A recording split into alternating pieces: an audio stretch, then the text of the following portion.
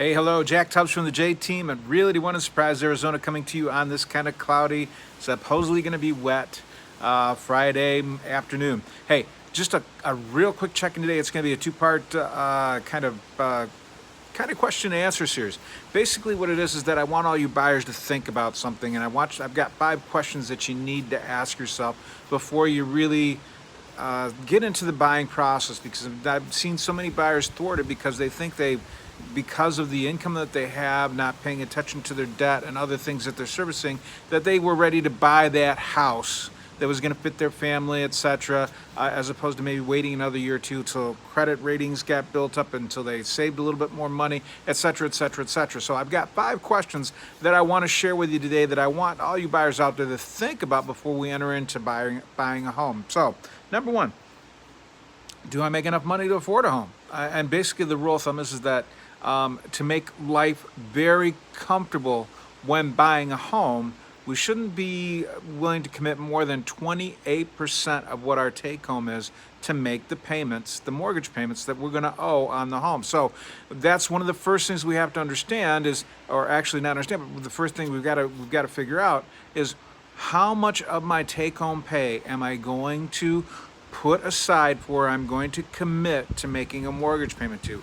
If it's more than, say, 30%, you're getting close to where things might get a little bit tight. Things might get a little uncomfortable. And the reason why we say 28% is that, 50% should go to the other living expenses that you have, 28% to your mortgage, and that leaves you 22% to be able to put away for a rainy day, to put away for saving for retirement, to put away for emergencies, so that you have something in the bank, something somewhere, so that in case something comes up, or maybe, God forbid, you should become unemployed for an extended amount of time, you've got some money to continue on living without having to throw yourself at the mercy of any lenders, or have to worry about any foreclosures, evictions, anything, repossessions, anything. So 30% max.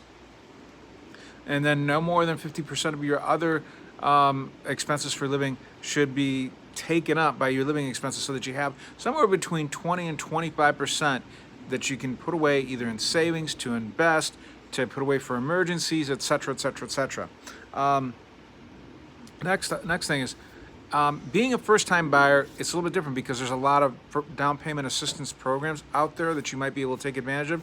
But for those of you who are maybe doing a step-up buy, think about what kind of down payment you want to put down. Now, I always say, to make things very comfortable and very easy, if you can save at least 10%, that makes a big impact.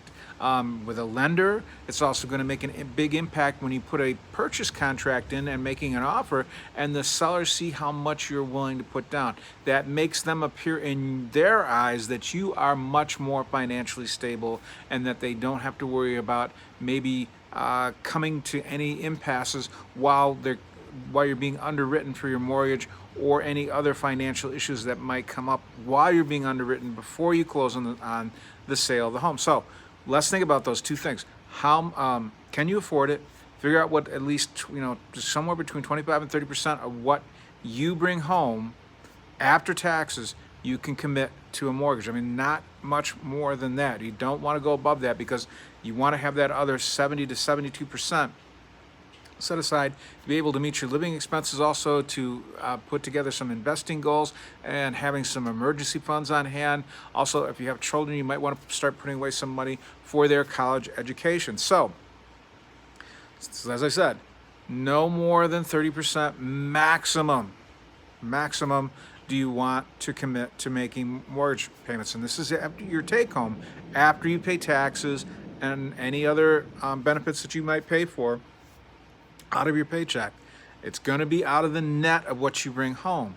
And then next, what kind of down payment? I would strongly suggest, and if you can put 20% down, you know what? That's going to not only make your life easier as far as payments are concerned, what kind of mortgage you can get, but it also is going to lend a lot of credibility to buyers, or to sellers, of what kind of buyer you are. So the bigger your down payment, shows a lot more strength when you write an offer, especially in a competitive market like we're facing right now, especially here in the Valley in Phoenix, but actually in a lot of places in the country, things are selling so quickly that it seems like even hours within them being put on the market, they're under contract.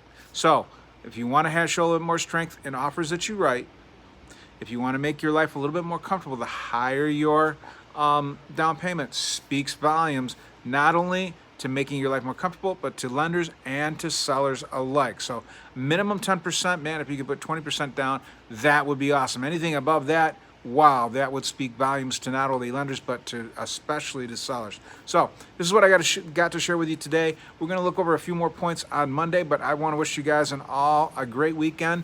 You know, you worked hard all week, so it's time to deserve a kick back, maybe relax and spend some time with the family over the weekend, even if we are going to see kind of cloudy, rainy weather. But anyways, this is Jack from the J team at Realty.1 and Surprise, Arizona. Hey, if I can answer any questions or help you find a home or help you sell a home, please don't hesitate to reach out to me. You can dial me direct at 248-330-7972, or you can email me, Jack, Jack, at the J team, and that's THE, the letter J, the word team, .house, or you can call the office and talk to any of my team members at 623-252-4061. Hey, this is Jack from the J team at Realty.1 in Surprise, Arizona, wishing you a fantastic weekend. And I will be seeing you again Monday, and we're going to discuss a little bit more about what's going on in the real estate market here in the wonderful valley, the beautiful valley of Phoenix, Arizona. Have a great day. Have a great weekend.